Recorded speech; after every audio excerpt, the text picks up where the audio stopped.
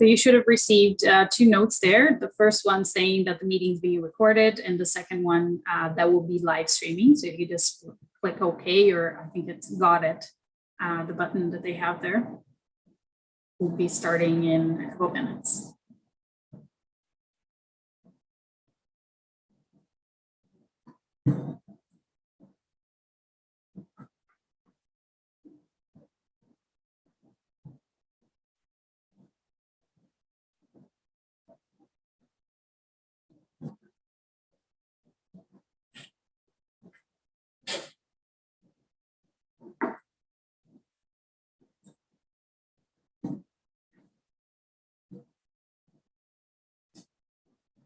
Okay, Adnan, am I okay to get started?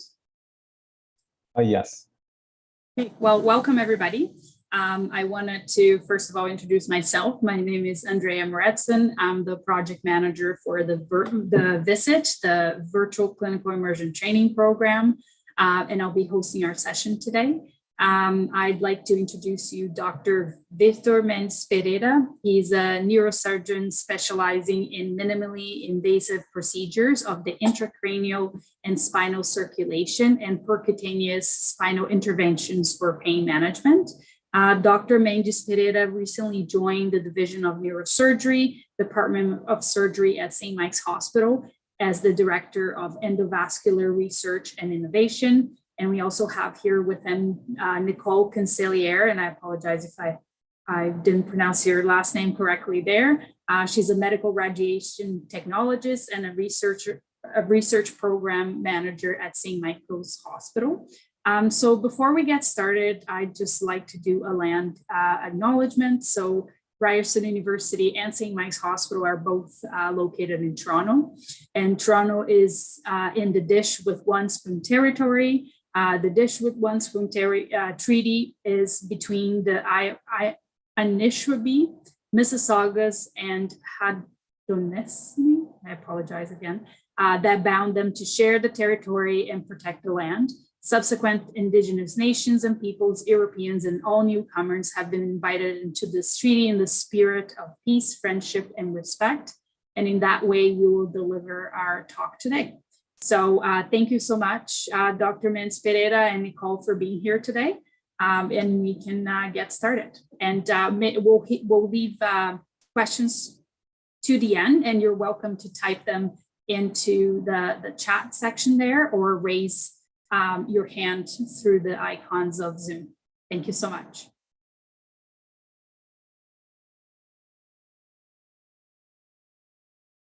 You just have to unmute yourself. Yeah, there you go. Thank you very much, Andrea and Adnan, for the invitation. It's a pleasure for us to be here. And we are also very happy to share with you what we've been doing in the domain of research, and looking forward to hear questions and potential partnerships. So the topic of this talk is tackling neurovascular diseases using advanced imaging, computational, robotics, and AI. And I'm here with Nicole Cancelliere, who is also the program manager and the co-lead of the RAGES lab, which is the lab that we perform all this kind of research. In neurosurgery, we are actually specialized in neurovascular diseases. There are diseases that affect the vessels in the brain, and usually producing symptoms that we call stroke. So there are different diseases that we actually treat and that we manage. And on the corner here, we can see 4 of those main groups of diseases that we will be talking about, and how we manage and how we inspire our research to actually improve the care to these patients. So we deal a lot with stroke, brain aneurysms, arteriovenous malformations, and venous diseases that may affect the pressures inside the head and affect the vision of young patients, or produce sounds in the ear that are quite disturbing for their lives. And we perform our procedures using this kind of angio operating room. This is an OR, an operating room that actually has an X-ray machine that we guide all our procedures with this kind of imaging. So we use X-ray to guide the navigation of the catheters through the body. So here's an illustration of a stroke treatment where we come from the groin or the femoral artery, and we navigate catheters. There are tubes to actually deploy devices. And in this illustration, there is a clot that is blocking the flow in an artery. And we are showing here the deployment of a device and the removal of a clot. We will talk a little bit more about it during this presentation. So this is the background of the treatment, and those are the clinical work that we do every day. So we go to this room, me as a surgeon, Nicole as an operator of the machine, and she manages all the imaging post-processing. We treat patients every day using this kind of technique. And on research, we actually developed the Radius Lab to actually help us on the challenge that we still face during the clinics. And the Radius Lab means robotics, artificial intelligence, dynamic flow imaging, and simulator. There are all the areas that we actually use to develop tools to improve the care of our patients. And so the whole part of our lab and what we try to do here at St. Michael's is use basic science, use advanced imaging, and integrate that and use our clinical research to do a benchtop to bedside translation. And so we're going to walk through some of our areas of disease and specifically the projects that we're doing to take from the basic science all the way to the clinical sphere, how we are improving the care in these different areas of disease. So the first we will talk about is ischemic stroke. This is a devastating disease that affects millions of people per year worldwide. It is the leading cause of disability. Up to half of patients who suffer a stroke will either not survive the stroke or be severely disabled. So this is a picture of a blood clot that's in a vessel, preventing the flow of blood to the brain. This causes what's called an ischemic lesion or a stroke. And the procedure that we described to you or showed you the video of going endovascularly through the vessels and pulling that clot out is a procedure that we've been doing that in 2015 was shown to be one of the most effective treatments in healthcare to date. So since the 1990s, the only option was an intravenous treatment, which is the delivery of a drug called a TPA, or tissue plasminogen activator. And then in the 2000s, there was arterial drug infusion that we could give into the vessels, into the arteries.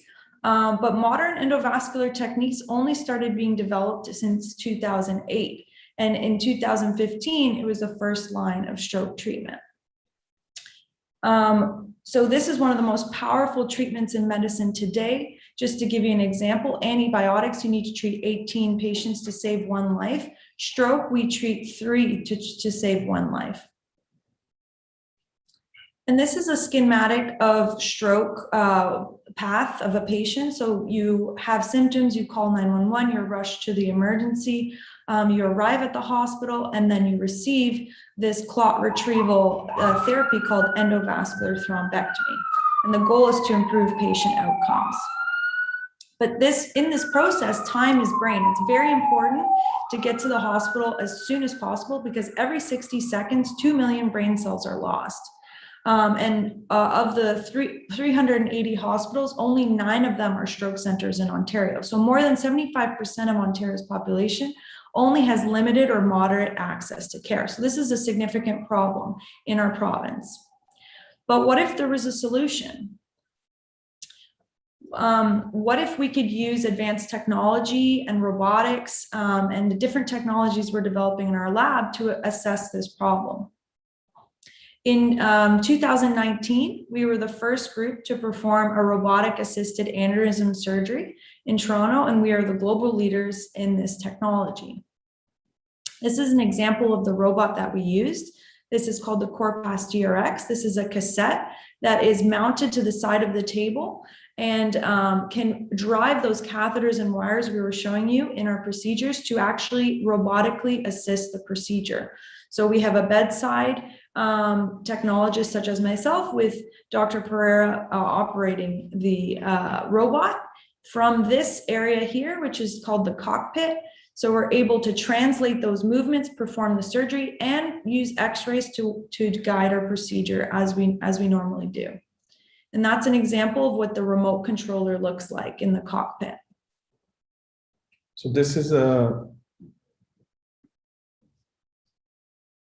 video is not working, sorry about that. So this is an example.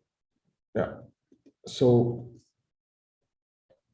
we actually perform these procedures with a cable that is wire connected between the cockpit and the robotic arm that is in the bedside of the patient. We've been going further and further, and in the same hospital, in a different floor, we were able to control the robotic arm, also using the console, but still we had a cable connecting those two devices.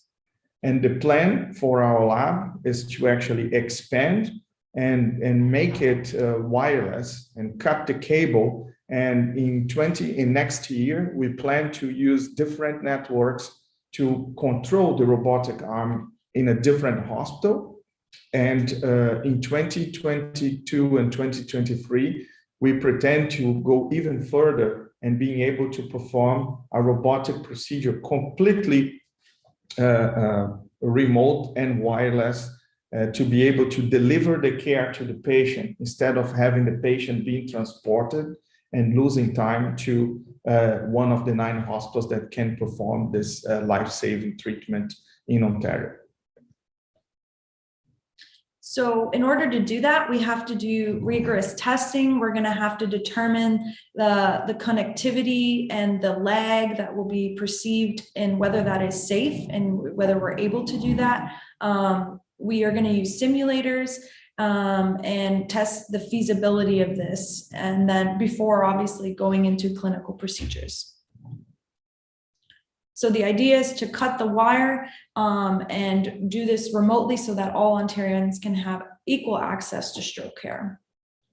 And so to do that, we are building the Remote Robotic Research Center at St. Michael's, where all of this research will go on and all of this connectivity and from some bedside to bedside from benchtop to bedside translation will occur.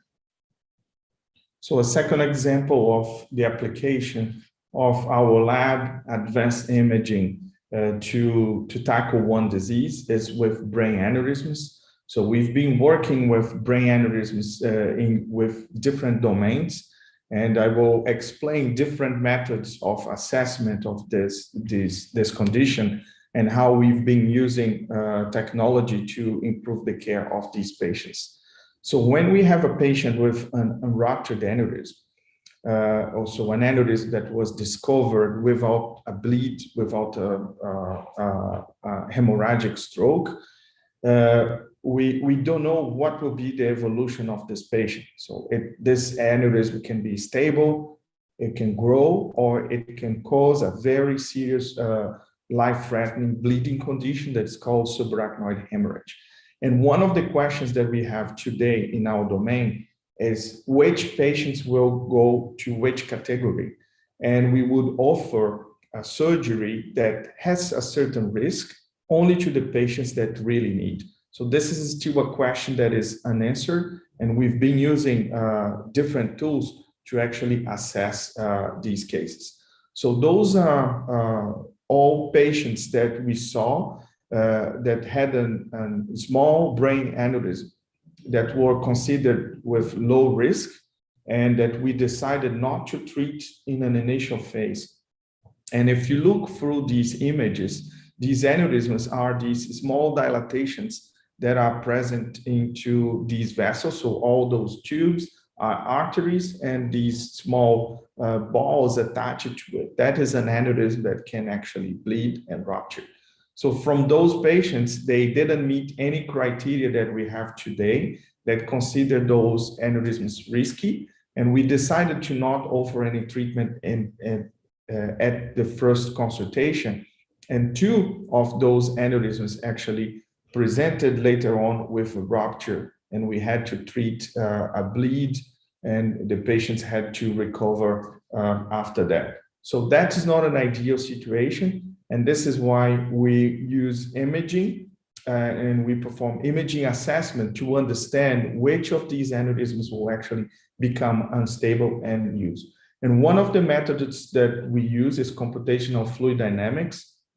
We actually segment the vessels. So we create a 3D view of the images, and we send them to a supercomputer that can run the Navier-Stokes and simulate the flow. And we use different parameters to actually understand and try to separate which aneurysms will present any risk and which ones can be followed and not treated in an initial way. So this rupture risk assessment is part of a global project that we have that involves data collection, that involves different aspects of our lab. So, and we use 3D imaging, computational fluid dynamics, genomics, and gene expression to actually map and understand how we can better select and all those patients. And here are just example of 2 of our studies, prospective and retrospective, that we use 3D imaging to improve the assessment of the aneurysm, the diagnosis of the aneurysm. Computational fluid dynamics, if we can develop predictive tools that we can understand the better evolution. And genomics and gene expression, we want to actually understand what are the triggers that make a patient rupture and another patient don't rupture, and see if in the future we can actually develop a blood test similar to what we do today for many other diseases, but unfortunately we are not able to assess aneurysms with that. So on the 3D imaging side, the first process that we have to go through to analyze an aneurysm is actually a process called segmentation. So we take an imaging here, as you can see on the 3D on the upper left, and we actually cut, crop, and we create a 3D geometry of these vessels. And then this segmentation process can be very tedious. There's a lot of manual processing, and different imaging modalities will actually generate different segmentations. And we've been evaluating different methods to actually better assess these cases and better have the image that is closer to the reality as possible. So here's an example of an aneurysm. So you have here the vessel, and this big ball is actually the aneurysm that is on an angiogram. That is the imaging that we acquire in that operating room. And on the left, we have 2 different methods of 3D, and you see that they are not perfectly superposed. So this is one of the area of morphology that we are trying to work on, and actually understanding how best we can separate the aneurysm from the vessel. So another area is the computational fluid dynamics that we work in collaboration with the Biomedical Simulation Lab from Dr. Stymans at University of Toronto.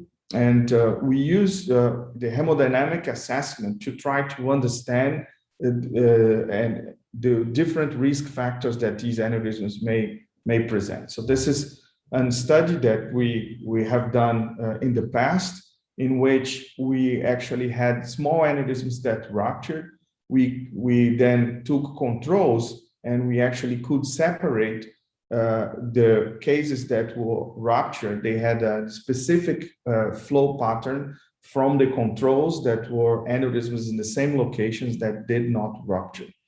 So this is another study that we use to validate the computational fluid dynamics. So on the right, you have an imaging of CFD, and on the center, you have actually an imaging that is acquired during a procedure. And you can see here the jet flow on the CFD was a little different from the real jet flow. And we used this combination of computational fluid dynamics and imaging to actually cross-validate both methods, improve the quality of the computational fluid dynamics, and also help us better understand and develop imaging modalities to assess these aneurysms. So this is another study also using computational fluid dynamics from Dr. Steinman's lab. So in this study, we actually evaluated how better the flow can be split to actually simulate better the flow into different vessels. As you can see here, the anatomy of these arteries can change and can vary a lot. And how the flow will be actually split as it develops on the simulation is very important for the analysis of the results at the end. This is also another study that we are now analyzing the results. We are actually comparing the surgical images and the computational fluid dynamics to correlate what we see on the imaging to actually how the vessel looks like in surgery. And in this picture, you can see here different parameters that were calculated from the computational fluid dynamics. And here in the corner on the right, there is an aneurysm with different components. So an aneurysm has a wall that can be a white, which is a chronic, it's a low risk area of rupture. And there is this reddish area that it means that the wall is very thin. And we wanted with this study to correlate those areas with the different parameters that we could calculate from computational fluid dynamics. And this is also another study that we do also on the validation of the computational fluid dynamics. This is a study that we actually used MRI to study the aneurysm. So MRI is a non-invasive imaging that when we inject contrast, we can see inflammation on vessels within a specific sequence. And in this study, we took classic parameters that have been used for computational fluid dynamics. And with Dr. Steinman, we actually did high definition computational fluid dynamics to calculate those SPIs, which is a spectral power index that actually assess very turbulent flow. And if you see in the lower row, from all the aneurysms that we analyzed, the SPI could pick 2 of the aneurysms that we actually had identified on MRI that had an inflammation. So this is also a study that is ongoing, and I'm just showing you from a clinical problem, and we use imaging and simulation to try to correlate and to try to make sense of the data that we are acquiring to then go back to the patient and then make better clinical decisions. So those are still images from the surgical case where we actually segment, we put the cases inside in the same projection, and we correlate with the surgery. And we are still trying to make sense of those parameters and better correlate the parameters with the risky areas of the aneurysms. So moving from simulation validation and cross validation, we work a lot with advanced imaging. So with advanced imaging, we actually want not only calculate the flow, we want measure the flow, and we use different methods for assessment of these aneurysms. I will mention some. So these are 2 publications of a method that we developed in partnership with Philips using optical flow imaging. So these are actually velocity vectors that are reproduced from the imaging that we can acquire in that operating room. Usually the angiograms or DSA, which is digital subtracted angiography, we use it just to visualize the path and the diseases that we are going to treat. This was the first time that we could use that same method to actually measure the flow.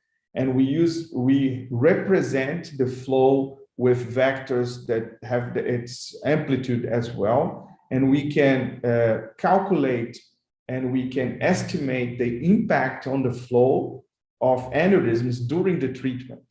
So this is one of the parameters that we developed, which is called MAFA, which is the mean aneurysm amplitude. In the first row, you see the aneurysm before treatment. In the second row, in this small post-stent picture, you can see here this cylindric imaging whitish that is actually the stent that we actually put in front of the aneurysm to redirect the flow. And on the D column on the right side, you can see here the two areas of the aneurysm before and after that are actually isolated in a region of interest. And this parameter help us during the procedure to know if we need to put more than one stent, to know if I need to put coils inside the aneurysm, if I need to close the inner lumen of the aneurysm. This is a very important tool, particularly because we do this kind of treatment only with in large and complex aneurysms, and we need a lot of guidance sometimes during the procedure. So this is the same use of this method that we developed to help the treatment, but we also made the validation with computational fluid dynamics. So we had now a tool that can measure the flow, and we had a tool that can estimate the flow, and we want to improve both this optical flow imaging and also the quality of our computational fluid dynamics. This is one of the studies that we are actually performing and on validation of these methods, and we aim to actually bring it to the clinic with better results. So the principle here is to develop work from the lab, from the radius infrastructure, then cross the bridge and bring to the patient, to the hospital, a method with as much as validation as possible. And then the next step is to use it clinically in a clinical research. And this is why Nicole explained to you that we work in basic science, imaging, and clinical research to bring together as quick as we can these methods to the bedside of the patient. Another example of imaging modality that we explore and that we used not only to visualize, but also to measure the flow was the application of 4D CTA. CT is one of the imaging methods that can also, it's non-invasive, and it's usually to visualize aneurysms, but we developed an algorithm to measure the flow using this tool. And here's an example of different curves on different vessels that we actually measure the displacement of contrast in a scan that perform multiple scans at the same time in a 3D picture. This is why it's called 4D. And we actually were able to measure the flow. And in a non-invasive method, we have now the possibility of understand how much of flow you will have in each vessel that goes to the brain. The last part of this rupture assessment is actually the gene expression. We are actually using animal models to understand the gene expression, and we are following these animal models. We are getting all the information of it, and then we want to translate from the animal to the patients as soon as we understand what are the paths that the aneurysm grow and rupture. So the idea is to close a disease in a framework that we use hemodynamics, basic science, morphology, and gene expression to actually better understand the disease, better treat, and better manage these patients in the future. So this is an example of one disease, how we come from different angles and different perspectives, and we actually tackle and improve the care of these patients. So as an infrastructure, our lab, we have different rooms, we have different virtual spaces, and I will let Nicole now guide you through our infrastructure here at the Riggs Lab. And yeah, we just want to mention as well that a lot of this work is done in collaboration with Dr. Steinman's group at the Biomedical Simulation Lab, where they have a number of engineers that work together with our clinicians to do a lot of the work that you saw. So a lot of that work is done using supercomputers, the clusters on SciNet. This is a lot of these simulations take up to 2 days to run, so we need that computational power. And we're also going to talk to you about some of the machine learning projects that we're working on, which too require a lot of power. This is our simulation setup.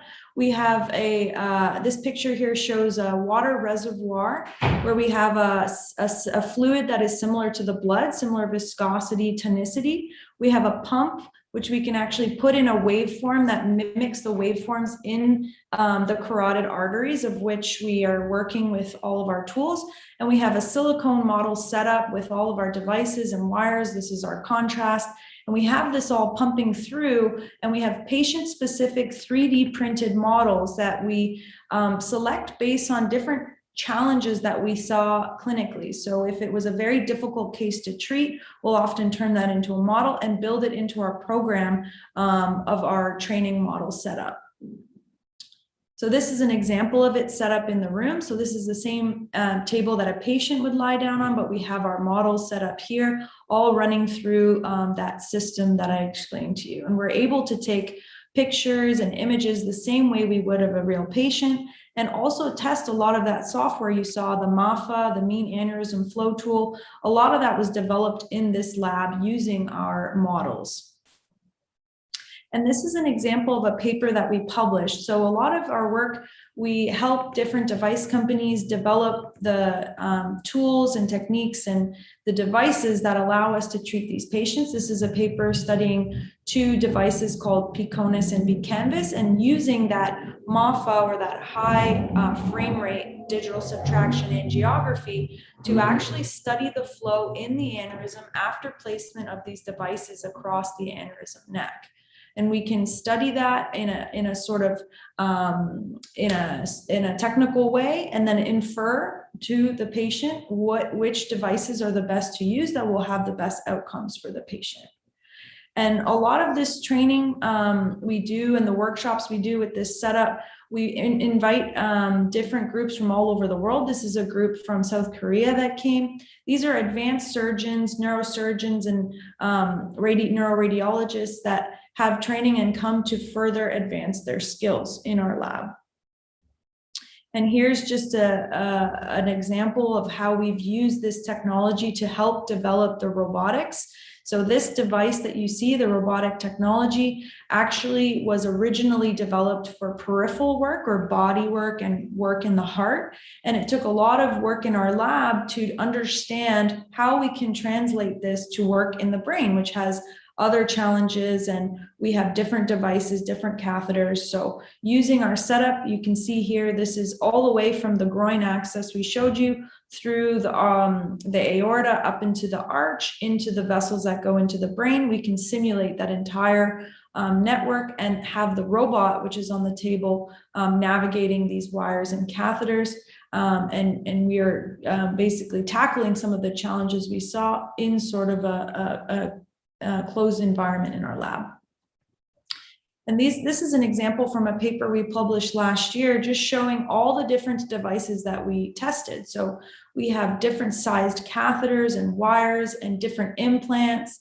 that can go inside the aneurysm sac, across the neck, or inside, be deployed inside. And we used various different models and tested in over 235 experiments, testing all of these different devices that we use in the brain to make sure they were safe before doing our first case. And this was a paper that we published actually describing that method of first tackling the challenges of complex cases in the lab and then translating that to the patient. So these were very complex cases. You can see this very large aneurysm, which was a difficult navigation. We were able to 3D print that exact anatomy from the patient and practice our technique in the lab and translate that to a successful case. In the end, that was actually live broadcasted to Paris in a conference that is held there. Our lab is also using artificial intelligence or machine learning to better detect and actually track the growth of aneurysms. So here's just an example of some of the work our master's student did. This was a collaboration we had with a computer science program at U of T. And this little blue dot that you see here is the algorithm, which is actually able to detect that aneurysm on its own. And this takes a lot of training data sets, as you probably know.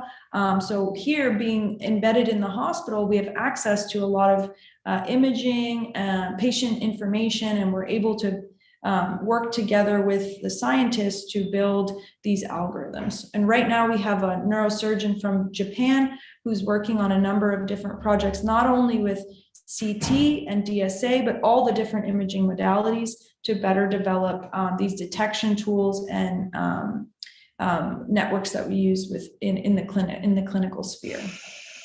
And here's just an example of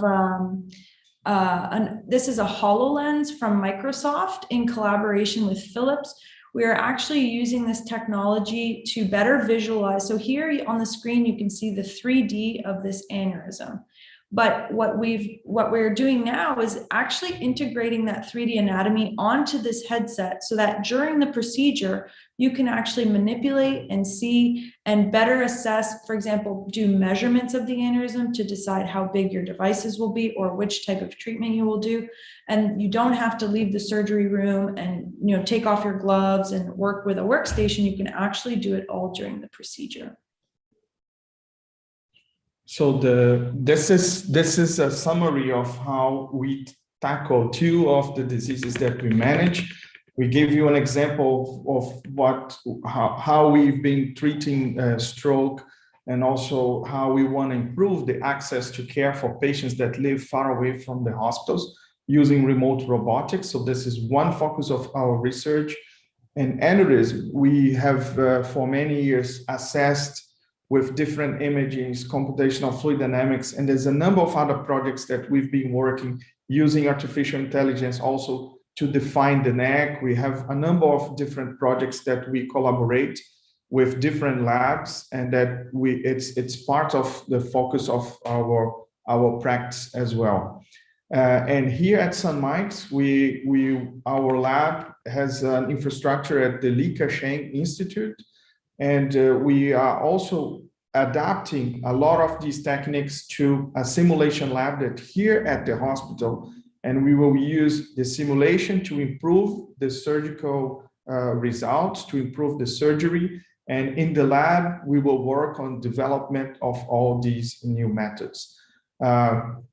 We do also a lot of work with venous diseases. We have been translating all the knowledge with computational fluid dynamics that we have acquired over the years from the arteries to the veins. Veins are also vessels that instead of bringing blood to the brain, it takes blood out to circulate back.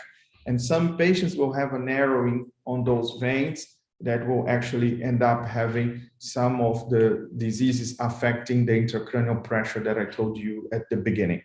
Also with arteriovenous malformations, we have been working on targeted treatment, on looking for somatic mutations to actually use a drug that can treat specifically that condition. Classically, we have to do very extensive high-risk surgeries to treat some of these AVMs. And in the future, we want to improve, make the diagnosis less invasive, and make also the treatment less invasive and with the lower risk as possible. And this is the infrastructure that we have. This is an example of how we will use the infrastructure that is being created here to actually use the robot simulators and the advanced image equipment to actually perform way better these procedures. And the use of those tools can also evolve. So we are working on prototyping of different robots and of new and advanced imaging to improve the visualization and the understanding of these diseases while we are actually doing the procedure. This is a list of the partners that we work from industry to university to departments, and we are open and willing to actually continue and establishing new partnerships to actually improve the care of our patients. We will stop from now. We thank you for the invitation and for your attention, and we are looking forward to your questions. Thank you very much. Thank you.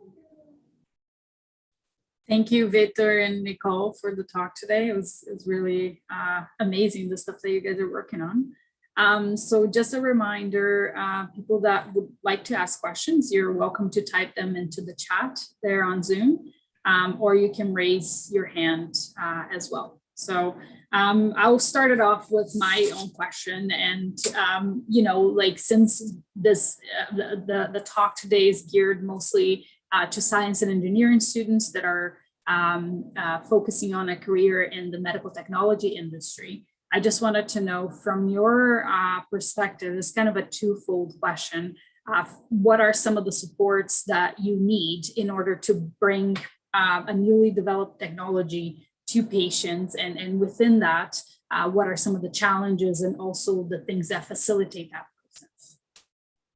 Very good question. So we actually, when we are developing a new technique for procedure or a new imaging, we need to go through the benchtop tests. So we use phantoms at the beginning, or those silicone replicas if it's a procedure. And then we do a number of different experiments to assess the imaging or the treatment initially. Then the second step is going to the animal lab.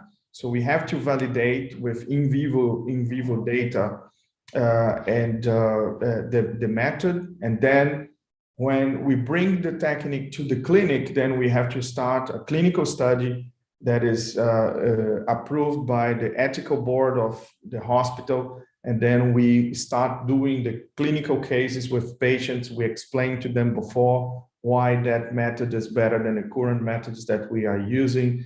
And the advantage that we have is that we follow and we help the development of all these methods from the bench top. So we know when we know all the evolutions, all the different, all the challenges on the development. We understand very well these devices and the image when they actually are going to the patient. But this is a classic from translation process that starts with simulation, experiments, animal models, and then clinical research. And we've been using our simulation lab to actually minimize the number of animals and in vivo studies that we actually need to translate to clinic. And we are very proud of that. And now most of the methods we use, we actually need very minimum in vivo animal data before we actually translate to the patient. Because with simulation, we can understand a lot of the devices and the challenges and way better than the previous animal models that we had in the past. You want to complement, Nicole? Yeah, absolutely. I think a big part of this is also collaboration, right? The only way we can get these things from stage one to the clinic is good collaborations and good partners. So engineering is a super important part of this, understanding the devices, how they behave, Imaging is a big part of this, working with, technologists like myself and people on the clinical side who can really give that feedback, the surgeons that can say, okay, this is a great device, it looks great, but it's really hard to push out of a catheter. So I love being a part of this environment and because I get to work with such high level people in so many different areas of both science and medicine. Yeah, no, that's great. So I think that in some, like we could say that, I think that the facilitators in this case would be like good collaborators, right? To be able to troubleshoot, through the process. Is that correct, you would say? And also another thing that I heard you say is, perhaps having less in vivo experimentations would be a way to fast track these, or is that not the case? Or why would you want to reduce those in vivo experiments? Is it a cost issue, or is it like an expedition of things? Yeah, it's cost, and it's also the ethics of reducing the animal experiments as best as we can. Yeah. And not necessarily for neurovascular diseases, we have ideal models. So we were actually using animals in the past because we didn't have good replicas. And we learned way more with experiments in the bench, in the dry lab, where compared to an animal model. I think it's all very important. And the mission of our lab is always to improve our work in the clinic. So from the clinic, we get the inspiration and we get the problems that we will bring to the lab, and we will try to fix and we will try to innovate, and we will try to develop new methods, new images. And this is why we are always open. We are always open to new collaborations, and we have all these questions because our base is here in the hospital on the bedside of the patient. So we know the challenge that we have. Sometimes diseases are very challenging, and from those experiences, we go back to the lab, and our work is limited because whatever we can do or develop to improve the clinical side, those are the areas that we will actually work. So you saw today how using different methods, so we don't use only one method. What is the common goal is the clinical, the patient, and the improvement of the care. And we use everything we have around and with those partnerships to actually improve that care. We're using all of these different technologies, the robotics, the simulation, the machine learning, to better find the answers to these questions that we have. So we're building the tools, we're building our team, and we're tackling each of the questions we have with all of those different techniques. Okay, that's great, thank you. So I just wanted to see if anybody had any questions for the team here. And again, you're welcome to raise your hand or type into the chat box there. We might have time for one question before we go.